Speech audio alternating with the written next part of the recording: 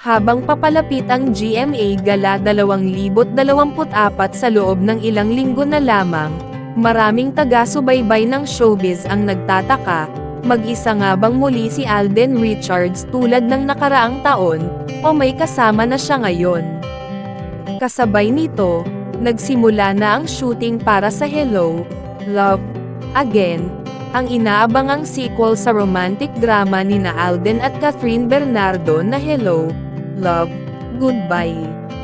Marami sa kanilang mga tagahanga ang umaasang makikita ang dalawang artista na magkasamang maglalakad sa red carpet.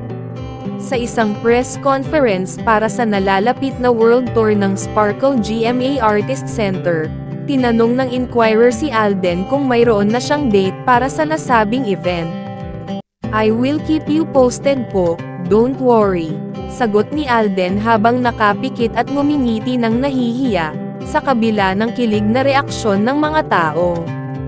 Sa isang ambush interview pagkatapos ng Q, na tumutukoy sa mga naunang balita ng kanilang pagkakalink ni Catherine. "Naku po," ang tawa ni Alden.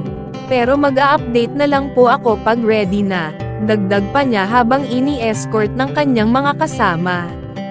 Bagaman nanatili siyang tahimik tungkol sa isyu ng kanyang personal na buhay, sinagot ni Alden ang mga tanong tungkol sa kanyang pagbabalik bilang si Ethan, ang bartender na na-in-love kay Joy, isang masipag na domestic helper sa Hong Kong.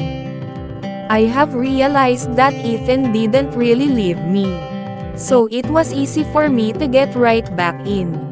Of course, it also helped that we were able to shoot scenes in some of the old locations we used for Hello, Love, Goodbye," sabi ni Alden tungkol sa pelikula noong 2019, na naging pinakamalaking kinita sa pelikulang Pilipino hanggang sa taong 2023.